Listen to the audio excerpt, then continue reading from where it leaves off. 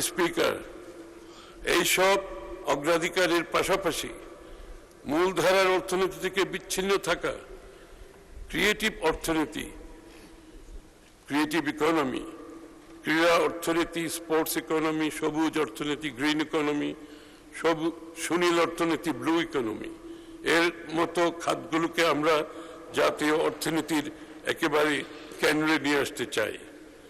বিনিয়োগ বৃদ্ধিতে এবং বাজেটের অগ্রাধিকার নির্ধারণে ও বাস্তবায়নে আমরা নীতিগতভাবে প্রধান বিবেচনায় রাখছি ভ্যালু ফর মানি, অর্থাৎ সীমিত সম্পদের সর্বোত্তম সদ্ব্যবহার, রিটার্ন অন ইনভেস্টমেন্ট, অর্থাৎ জনগণের সম্পদ যেখানে যে সকল প্রকল্পে বিনিয়োজিত হবে তার কার্যকর অর্থনৈতিক সুফল মূল্যায়ন, কর্মসংস্থান সৃষ্টি, জব ক্রিয়েশন, অর্থাৎ সরকারের বিনিয়োগের সুনির্দিষ্টভাবে কর্মসংস্থান তৈরিতে ভূমিকা।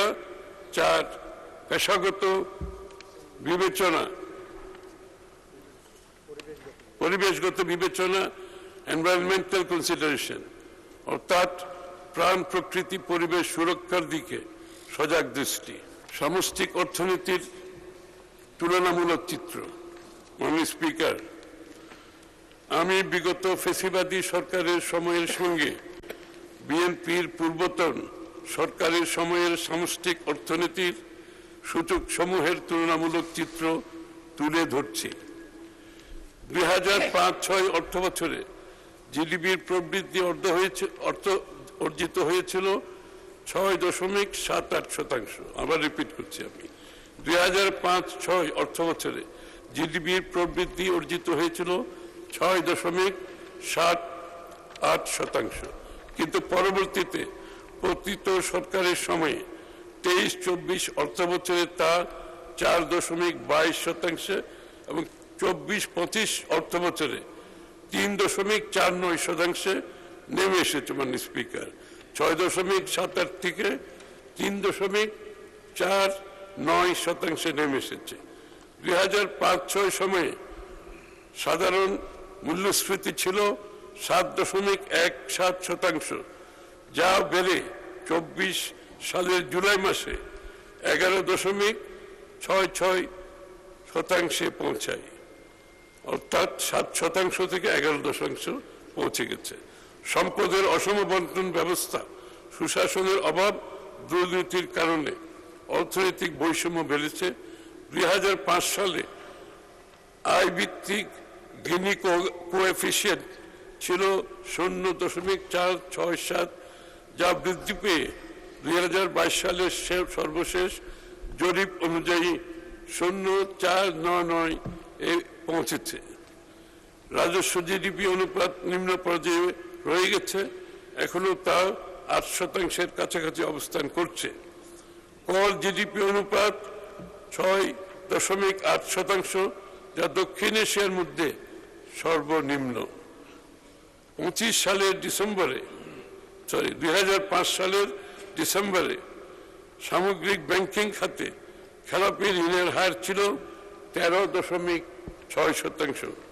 পক্ষান্তরে 2025-26 অর্থ বছরে প্রথম প্রান্তিকে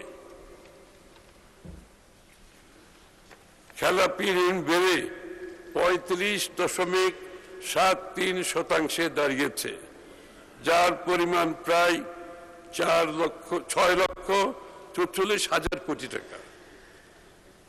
মাননীয় স্পিকার, লক্ষ্য করুন, 13% থেকে ঋণ খেলাপি, বিএনপি 13% সময়ের থেকে ঋণ খেলাপি এসে দাঁড়িয়েছে 35%।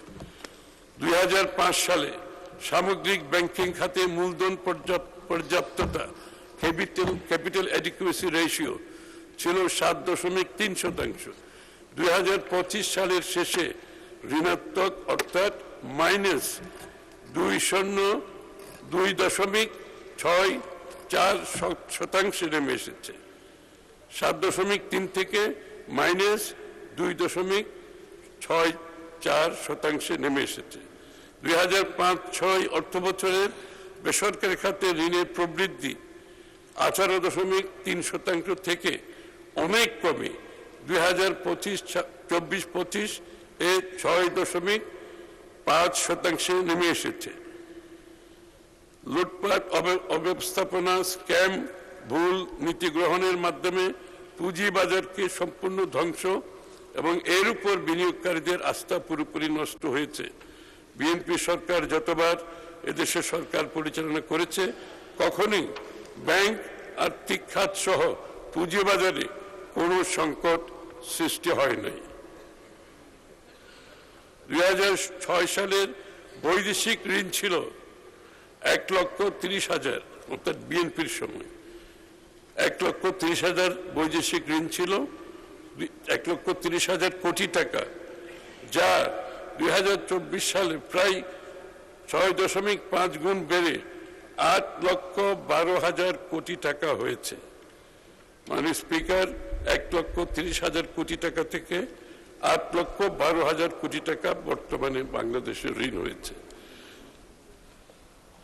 আমাদের রেখে যাওয়া অভ্যন্তরীণ ঋণ 65,000 কোটি টাকা থেকে প্রায় 16 গুণের বেশি বৃদ্ধি পেয়ে দাঁড়িয়েছে 10,77,000 কোটি টাকায়, যা উদ্বেগের বিষয়। মাননীয় স্পিকার, সুদ ব্যয় 2005-06 সালে 8,500 কোটি টাকা থেকে 13 গুণের বেশি বৃদ্ধি পেয়ে 2023-24 সালে 1,14,700 কোটি টাকায় পৌঁছেছে।